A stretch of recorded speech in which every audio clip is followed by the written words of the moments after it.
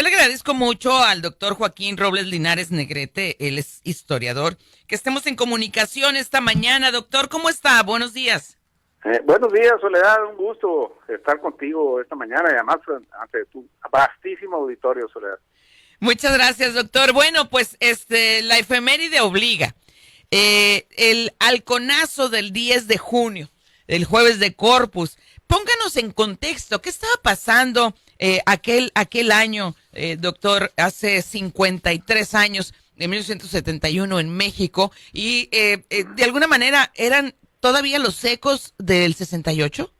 Así es, fíjate que es un momento muy crítico de la historia mexicana, porque por un lado venía también la parte final de aquel régimen del PRI hegemónico, duro, que se oxigenaría un poco después, al final del régimen de Echeverría, a partir del 76, con la inclusión de las figuras plurinominales en los congresos. Pero previamente a esto, en el mundo, en primer lugar, pues estaba la Guerra Fría, los dos polos que detentaban el poder político en el mundo, y por otra parte, en México, este régimen que había llegado a la presidencia con Luis Echeverría, secretario de Gobernación durante todo el periodo de Díaz Ordaz, y que había vivido y que había estado detrás de la matanza del 68. Hay que recordar que él asume la presidencia el 1 de diciembre de 1970, y este suceso tan funesto se da tan solo 6 meses después, Soledad. Uh-huh. Se da el 10 de junio de 71, cuando Echeverría apenas iniciaba. Entonces, ¿qué pasó aquí? Bueno, en primer lugar, el estado de alerta en el que estaba, o de paranoia en el que estaba el gobierno en la época, era tremendo. ¿Por qué?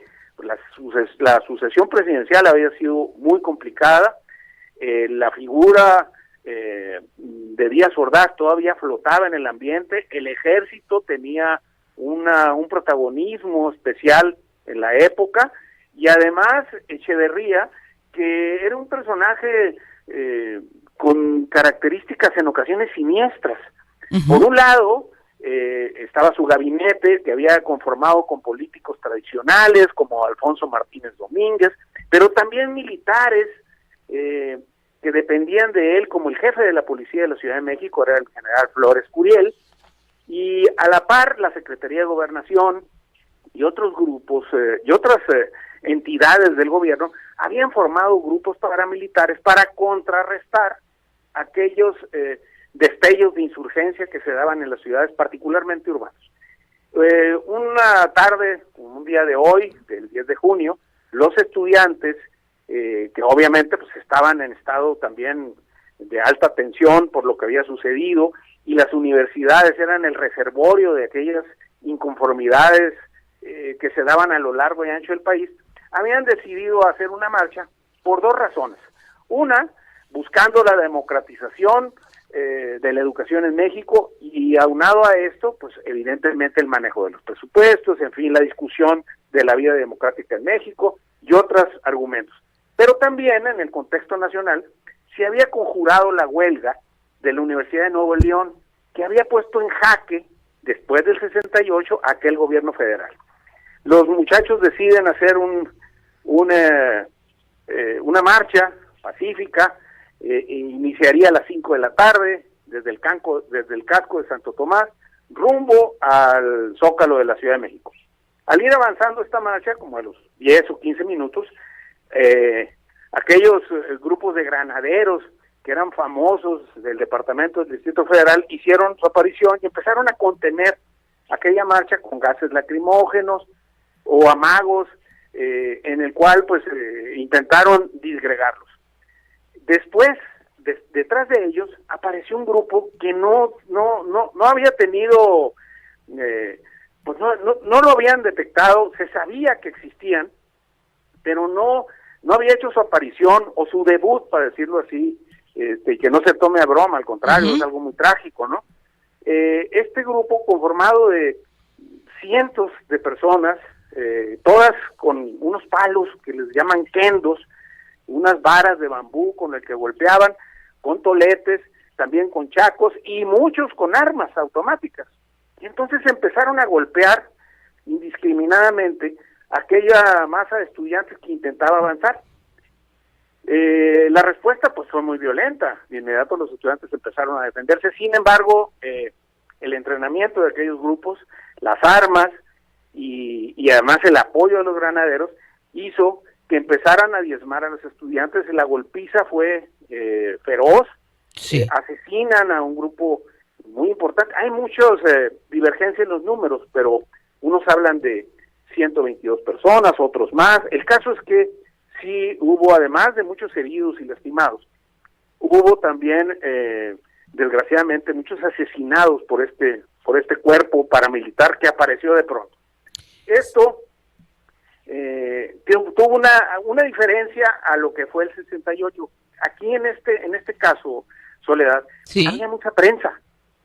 Y entonces la prensa de inmediato detectó lo que estaba pasando, y entonces había muchos reporteros gráficos que empezaron a tomar fotos. Imagínate en el caos ahí, en medio de los garrotazos, pues los fotógrafos empezaron de inmediato a plasmar sus fotografías, y al día siguiente estos documentos gráficos pues hicieron explícita la violencia y además evidenciaron estos cuerpos paramilitares que estaban sufragados, formados y armados por el gobierno. Previamente, esa misma noche, el gobierno empezó a negar los hechos de que no había sucedido, que ellos no tenían nada que ver, que ese grupo no sabía ni de su existencia. Al día siguiente, al aparecer en todos los diarios, las fotos, hay unas que son así emblemáticas, si tú te acuerdas, ¿no? Unos que vienen con unas armas y otros que unos palos ahí pegándole a la gente. Empezaron a salir en los distintos medios.